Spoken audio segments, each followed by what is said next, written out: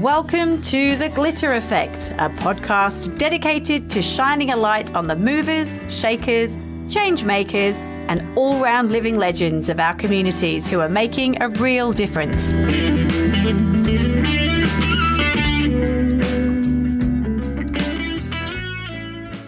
Joining me today is the beautiful Sam Clifford, a local coordinator for an incredible organisation called Winter Shelter, which is a program providing warmth, dignity, meals, shelter, and human connection during the coldest months of the year. While many of us head home each night to warmth, safety, and comfort, there are more and more people in our local communities who simply don't have that luxury. Families, women, older Australians, young people who never imagined they'd find themselves without a safe place to sleep, but behind the scenes, there are incredible humans like Sam stepping up to help. In this episode, we'll talk about the growing homelessness crisis, what Winter Shelter really looks like behind the scenes, the emotional highs and lows of this work, and the small but powerful ways all of us can help spread a little more humanity in the world. Sam Clifford, a very warm welcome to The Glitter Effect. Thanks, Kate. It's great to have you on. We were just talking offline how it's great to be connected. Sam, you are incredibly well connected in the local community. And as I said in the intro, you're involved in Winter Shelter, which we're going to talk about today. Before we dive in and go into more details, can you explain what Winter Shelter is, how it works, and for anyone that doesn't know? Okay, basically, Winter Shelter was a service that was set up for homeless men, particularly during the winter months, which are the coldest months. Yep. And men are the last ones to get emergency accommodation. It's prioritised to women and children. So the program is open to men that are 18 years or older. Mm-hmm. And it's basically providing them with shelter over their head, a shower, a 3-course meal, and just a friendly conversation if they want it. They're allowed to, be private as well. So that was sort of set up by a organisation called Stable One in the Yarra Ranges initially. Mm-hmm. And Gitta Clayton and Beth Oswald, sorry. That's okay. Brain fade.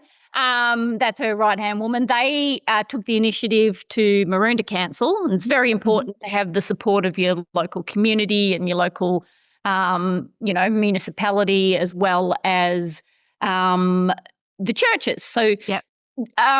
I'm not going to, talk about God or anything about that because it's not actually it's not religious people that come, and it's not always religious volunteers that volunteer. Yeah. But you've got your 7 churches because they found that churches are only used for a few hours once a week. So there's these empty buildings. Yeah, right. Yeah. So they're of different faiths, but they are all in the Maroondah area. You've got the Salvos, you've got Urban Life, Holy Spirit, which is the one that I'm a venue coordinator for. And it's a bit like the concept of a travelling fete where there's a trailer that's packed and it moves from venue to venue every night.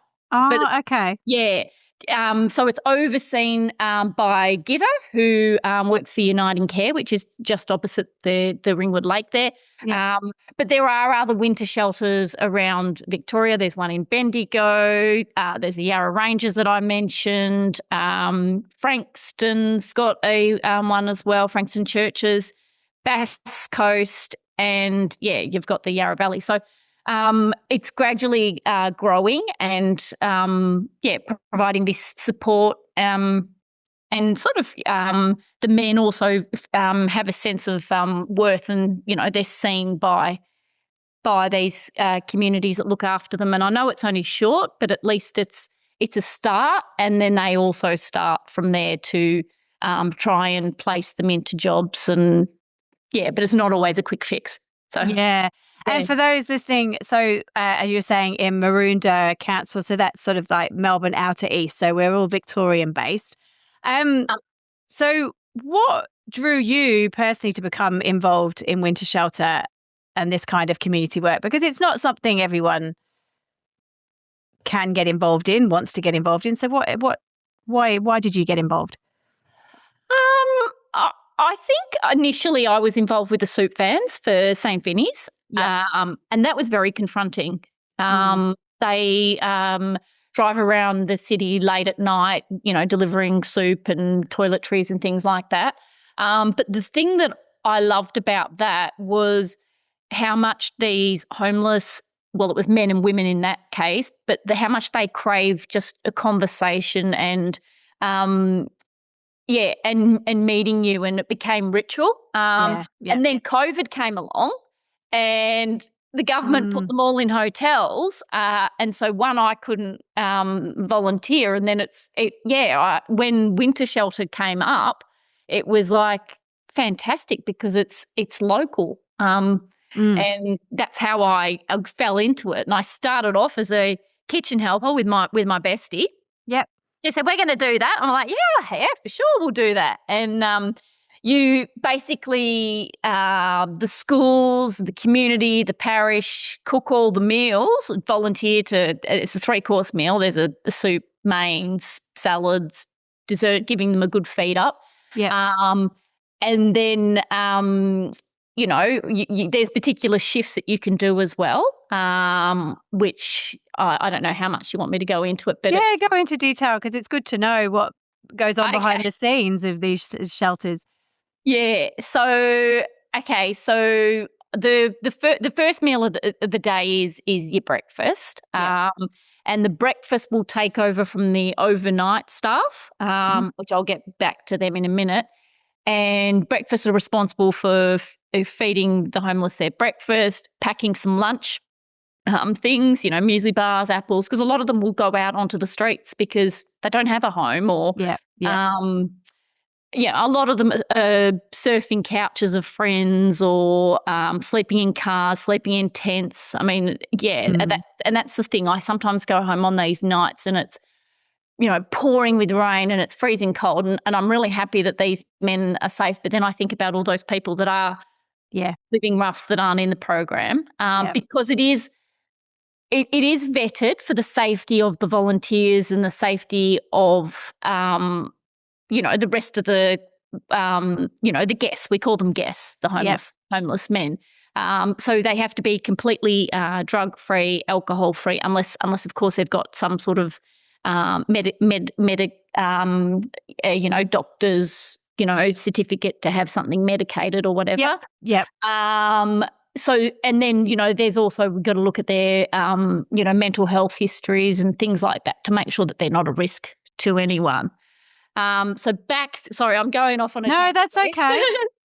So, so once breakfast is served, I mean, they're pretty keen once they're up to get moving. They also, with the morning venue coordinator, pack up the trailer, which has been supplied by various sponsors and the winter shelter umbrella, Yep. and that's got the stretcher beds and extra pillows, and every night they get like a sack which has got all their bedding in it. Yeah. And the evening volunteers will set up these stretchers when the trailer arrives, but the homeless men will pick up their sack, find their name on it, and have some sort of independence in that sense. They set their own bed up. And you find by the end of the program, a lot of them are helping, carry stretchers or setting the table. So they're feeling appreciated enough and confident enough to do that, to say thank you. So that's really nice. That's nice. You're saying the program. So is this something that people, like, in inverted commas, sign up to for a certain length of time, or is it how does that work? It's purely run on volunteers. Yeah.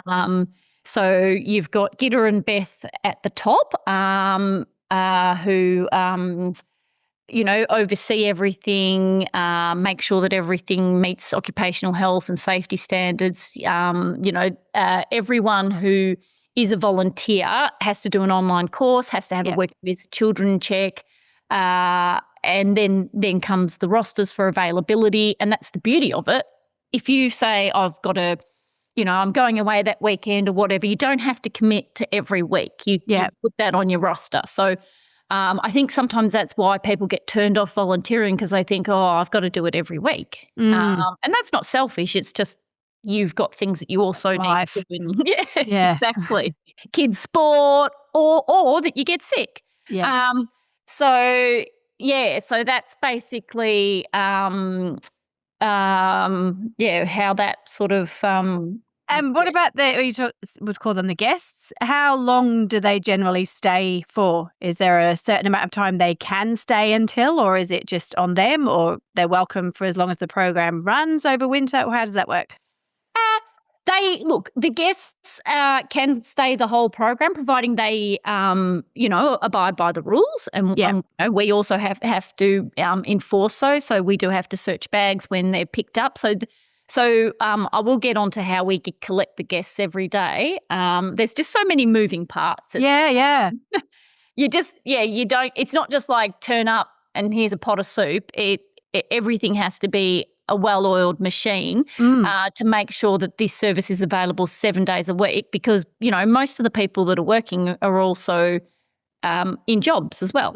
So they're coming in and so once I'll go back to the trailer. So the trailer then is taken to the next empty church and then the next shift after there's no lunch as such, but sometimes during winter Urban Life will set up a day sort of coffee and soup kind of thing. It just depends on getting volunteers for that. And then, the dinner sort of shift sort of starts with, once the trailer arrives, the venue coordinator, I'm one of the venue coordinators, you have to then make sure, the smoking trays are put out, the signage is put out, the admin box comes out, which has got the history, who the guests are for the night, which is emailed to you that day. And you were mentioning about people coming, like they can be there for the whole time, but again, they might have a family thing so that they'll say, I'm not going to be there on Thursday. Or sometimes they won't tell you. Sometimes you think you've got, you can have up to 14 guests just based on the volunteers that you need for that. Sleeping 14, but sometimes it might, be 9 because someone just doesn't turn up or whatever. Gidda tends to follow up on these people just to make sure they're okay and to let them know that, there are other people that would, like their spot. And then what happens is the volunteers you've got 2 in the kitchen that prepare the meals that people have donated. They come in pots and need to be reheated, whatever. Then you've also got the night staff that sort of set up the beds, set the table.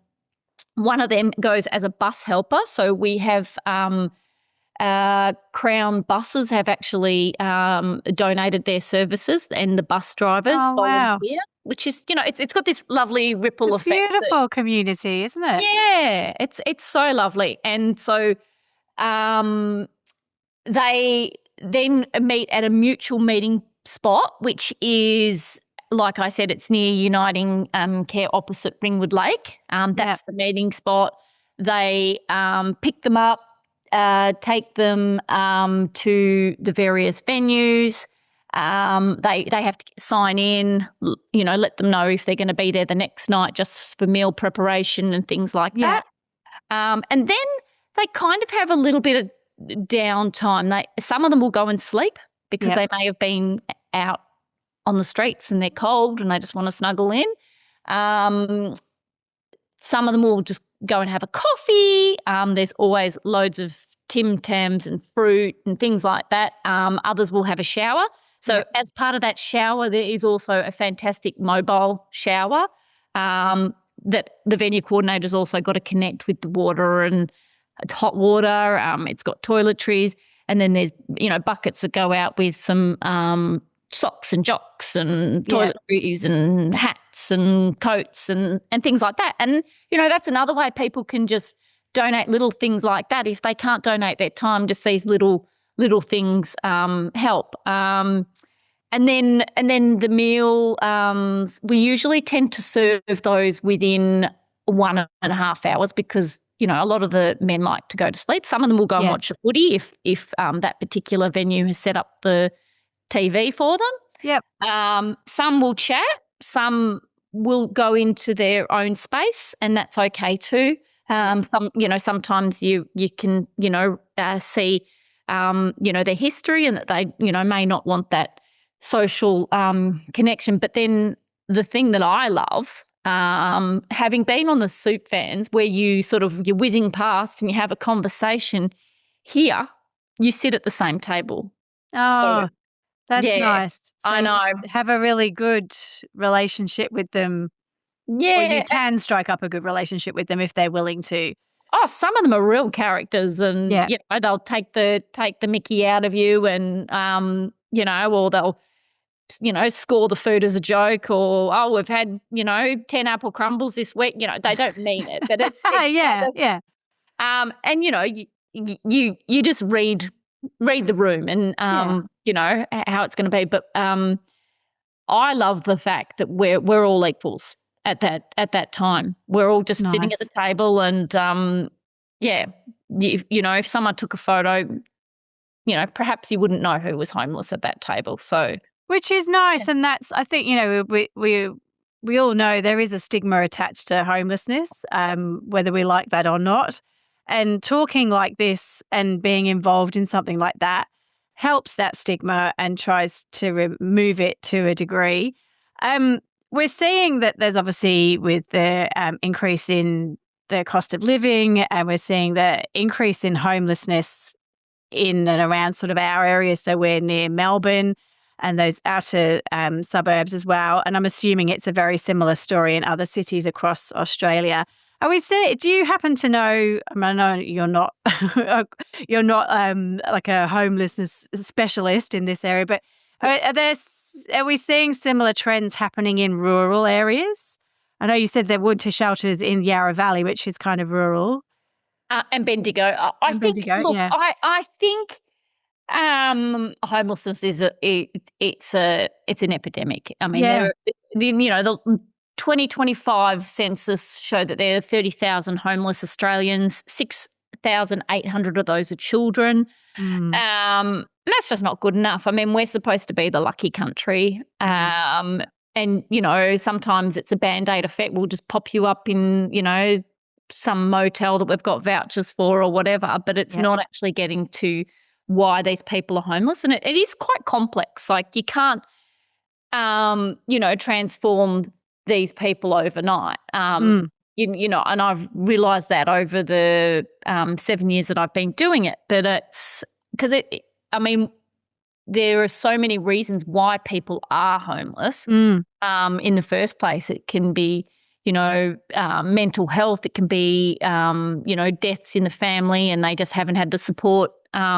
networks in place and have fallen through the cracks. And then, of course, there's substance abuse. It can happen to anyone from any socioeconomic group. And that's the thing with homelessness. Like, all of us have the potential if we don't have that support. Yeah. And I guess, I feel that I'm very lucky that I do have that support, and also financial security as well.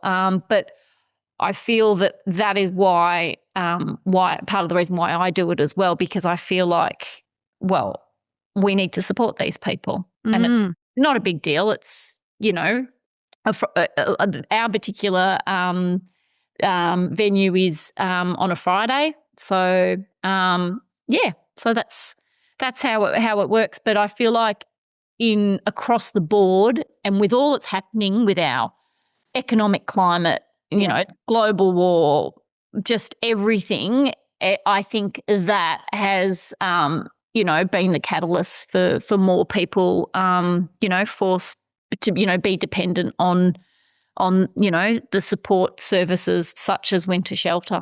That's good. And it is, and it's, as you say, it's deeply human for you as a volunteer and for the guests coming in as well. Are there any sort of stories that you can share that have been sort of that emotional side that make you go, yeah, this is why I do what I do? Yeah. One of the years, one of the volunteer bus drivers actually found jobs for some of the people. Oh, lovely. So to see them in their fluoros and, to be employed, knowing the complexities that some of them may have, they were employed with that knowledge. And also it wasn't ageist. There was a man there that had to be in his late 60s. And Yep. I think that's where you just go, well, this is great. They're trying to get their life, back on track. Yeah. The harder part of it is when you compare your own children, because sometimes, they have been in their early 20s, and that's hard. And you can't do that. And you can't necessarily help these people. Like, you want to say, oh, just sleep in my spare room, but you can't do that. There are, as I said, it's very strict, the how we have to interact with them, the policies that we must follow, the processes we must follow, and also to keep everyone safe. And we also have a partnership with Victoria Police, so we know we've got their support if anything escalated. And we also have a lockout policy too. So if a guest has been, for whatever reason, removed from the program, or we can't invite them just to come in and have a cup of tea or whatever. Everything is very, organised and, carefully thought through. Which you have to, like you say, for the safety of you as volunteers and for the other guests, I suppose. And you say that it runs during the winter months. What happens for the rest of the year? Well, uniting after the program finishes, a lot of the men are put into temporary accommodation, or awaiting temporary accommodation. It's they work with caseworkers and on a case by case. Yep. And just trying to help them, integrate back into society.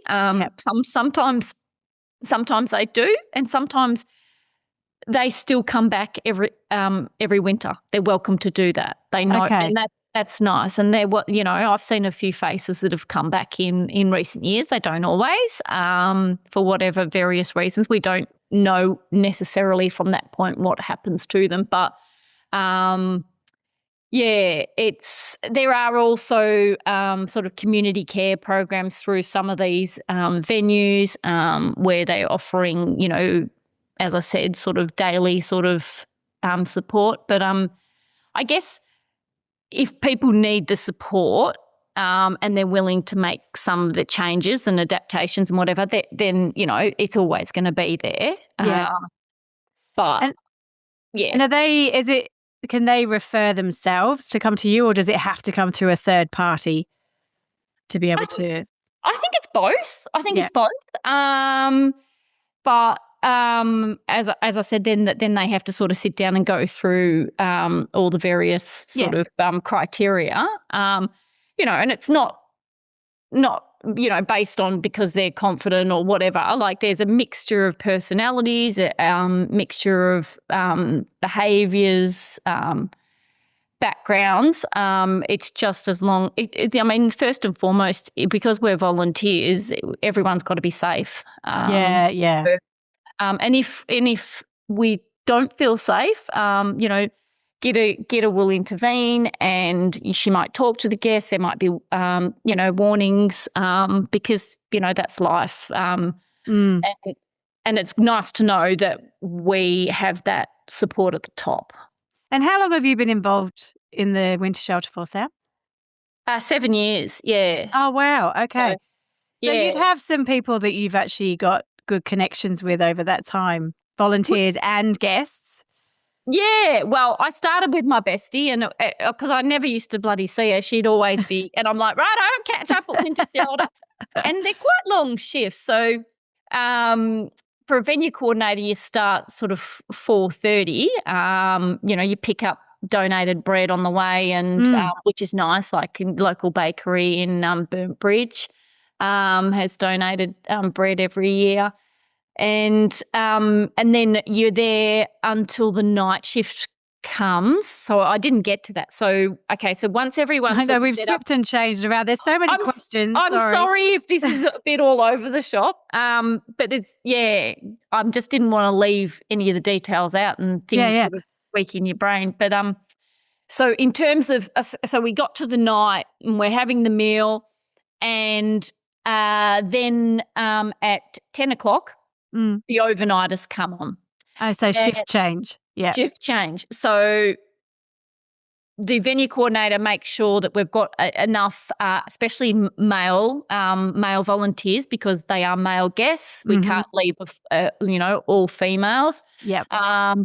And works out so it's usually the kitchen staff that go first, because they're there first, and then slowly as the night staff come in, you work out your ratios. And there's 3 overnighters, and they are seriously, they are the angels, the overnighters, because they don't sleep. Wow.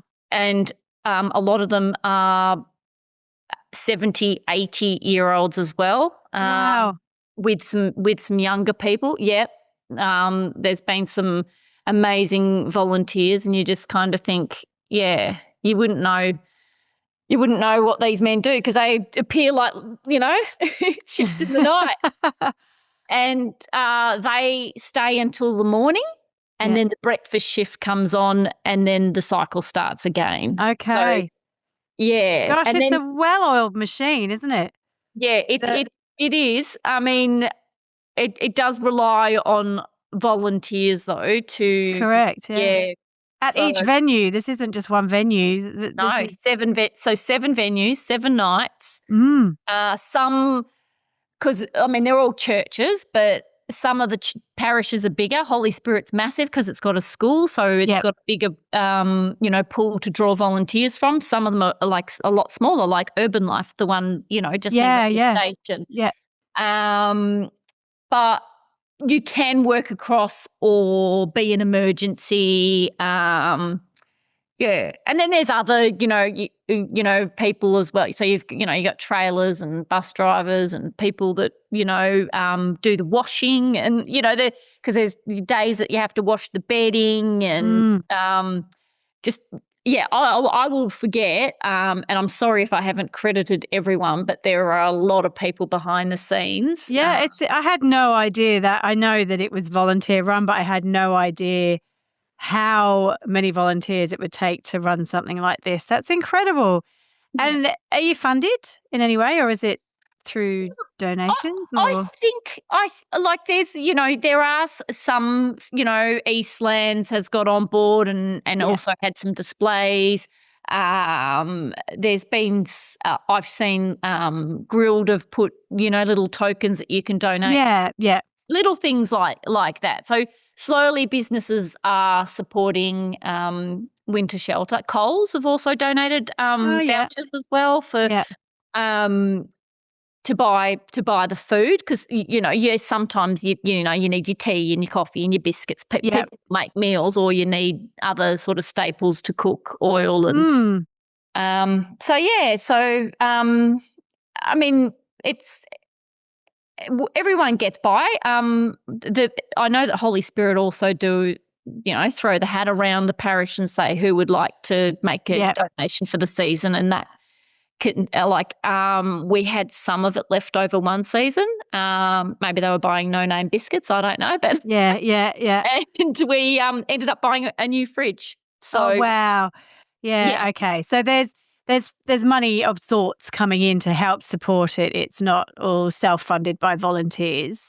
No, the meals are self-funded by the cooks, which is very generous in this day and age, because we know. And you don't have to cook for 14 people. You make, because we do a couple of mains. You know what I mean? So it might be a meal, even a meal for 7's a lot, because most people might only have 4 or 5 in their family. But and we stop it up with rice or salad or potato Yeah. or bread, which I mentioned, the bread, which is wonderful. And then we Yeah. use that bread for breakfast as well. So Oh, it's amazing. And do you have a buzz, a feel when you go in every day, when you go in and help? Is there sort of like that warm, fuzzy feeling that you know you're giving back? Or are there days that are harder than others? How does it go for you? Oh, look, sometimes you're really tired from your own work and then you get Yeah. in there and then you see that how appreciative they are and they use your names very quickly. And they're so, respectful and polite. And one of the stereotypes of homeless is, they're angry and aggressive. Yeah. And yes, of course, you can have some little incidents and things like that. But on a whole, they're so appreciative and, they're funny. Some of them are really intelligent. They've just Mm. fallen through the gaps of life. And so you snap out of your too tired phase Yep.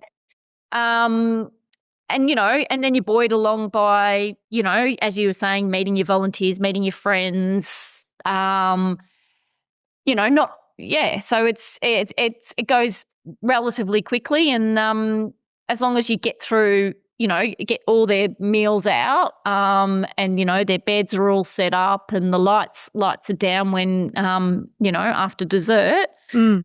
then your job's done, and you do go home with a glow. But as I said, you're very mindful as you step into your car and it's raining, Mm. and you think, yeah.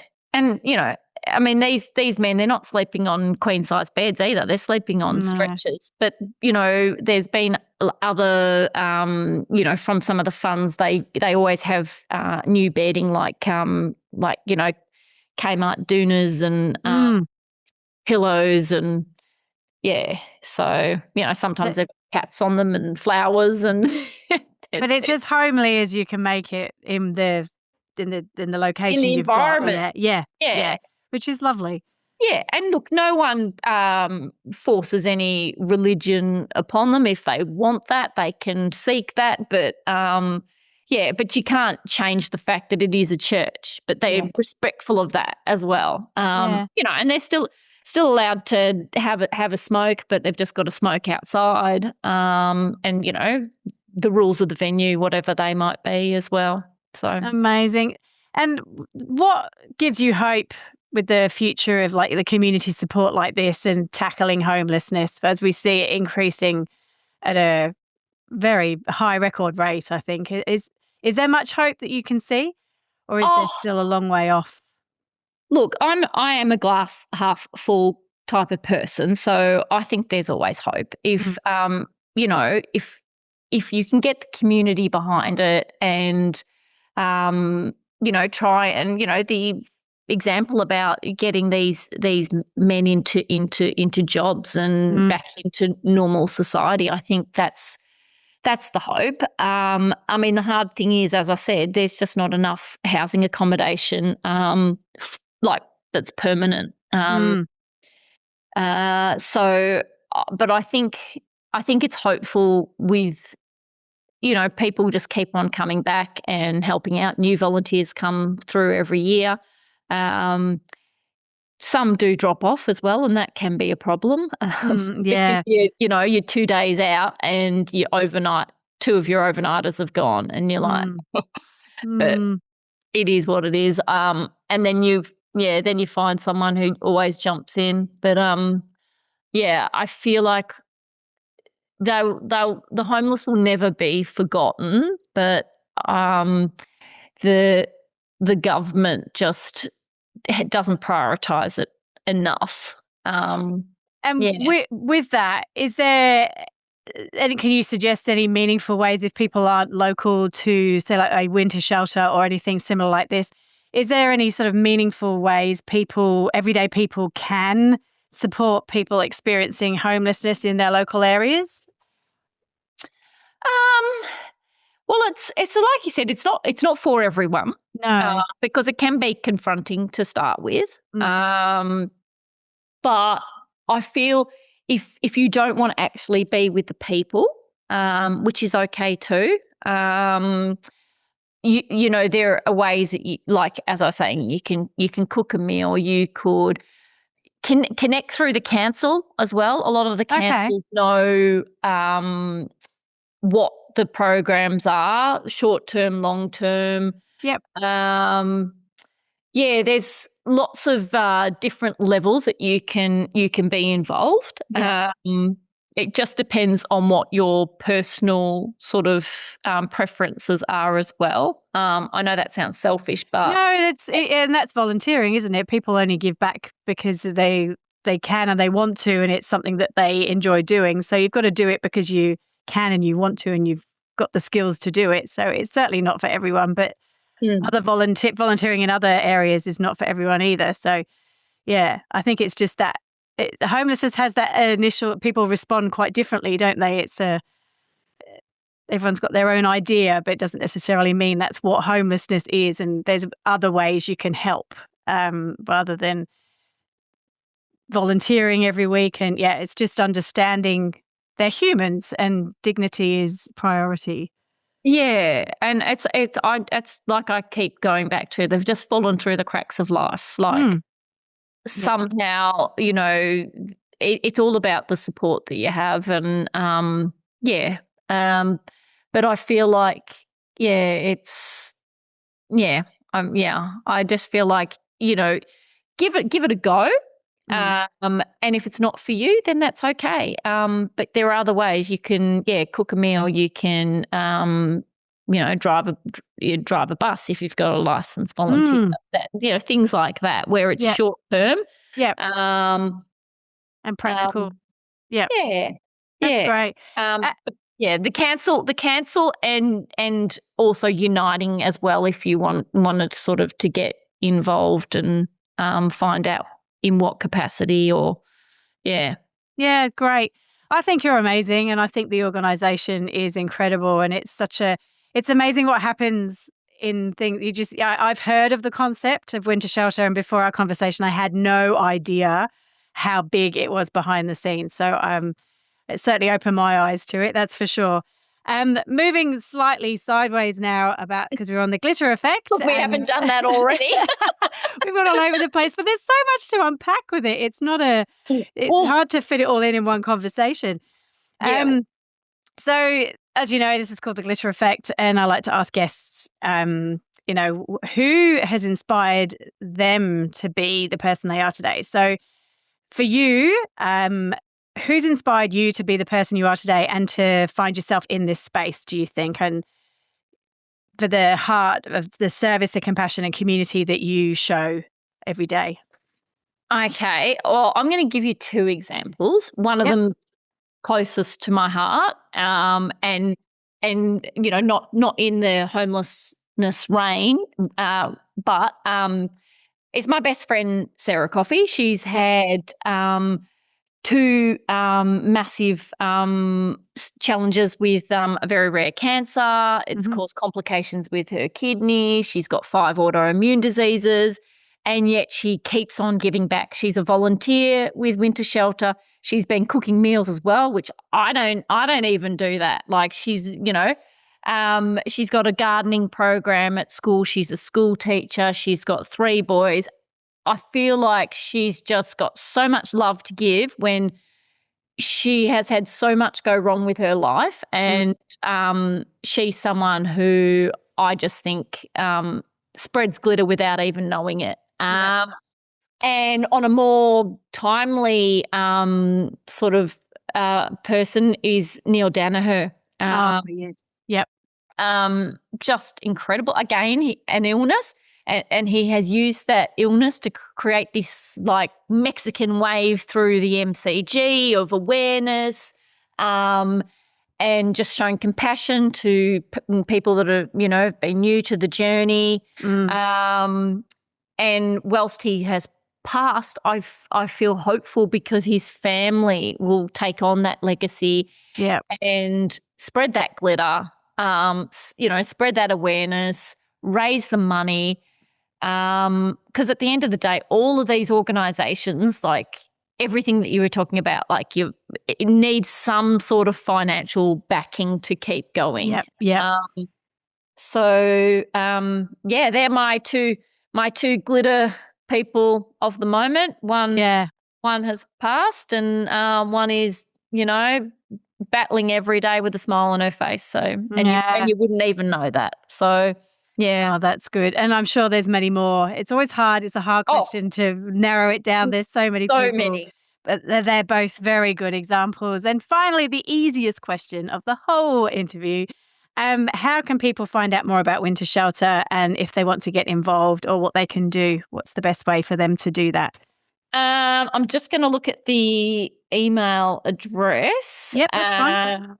It is wintershelter.org.au. So you can hit that up, call the councils, and I think that's probably the best way to find out about these things and talk to people that have been a volunteer. It's a really enlightening experience, but it's a rewarding experience, and you can give as much and take as much as you want from it. Yep. And I suppose that's what I'll leave you with, in terms of you can sort of let yourself, into these people's lives with their permission, or not. Amazing. Sam, thank you so much for joining me on The Glitter Effect today. You are one in a million, and your glitter is shining brightly. There's other people who are following in your footsteps, but you are incredible, and my hat goes off to you for what you're doing for the local communities and for everyone that you work with in the volunteer. I've absolutely loved this conversation because it's been honest, it's heartfelt, and it's such an important reminder of what community really looks like. We're not just talking about compassion, but living it, which is what you're doing. And you're showing up for people when they need it the most. The work you and the entire Winter Shelter team do is extraordinary. It's not only providing warmth and safety during those colder months, but it's also giving people dignity and connection and the hope to people who may be going through some of the hardest moments of their lives, and something that I think we all forget from time to time. That homelessness can actually happen to anyone. So we're not immune. It's not always visible, and it's often much closer to home than people realise. But conversations like this help break down that stigma, or at least I hope it does, and will encourage more understanding, empathy and action. So thank you for what you're doing with the Winter Shelter and everybody involved. Keep being amazing and spreading your glitter, because your trail is huge and you are true glitter royalty. Thank you so much for sharing your story, your heart, and the incredible work that you're doing with us today. I wish you and the Winter Shelter all the very best. Take care. Thanks, Sam. Thanks, Kate. Thanks. I'm only a small fish in a big pool, by the way, but I'm happy to talk about it. There's a lot of people that do a lot of work, but that's good. Excellent. Well, thank you so much. Take care. Pleasure. Thank you for joining me, Kate Ganneil, on The Glitter Effect. If you've loved this episode, be sure to subscribe, share it with a friend, and let's keep the conversation going. Until next time, keep showing up, making an impact, and sprinkling that glitter wherever you go. Bye for now.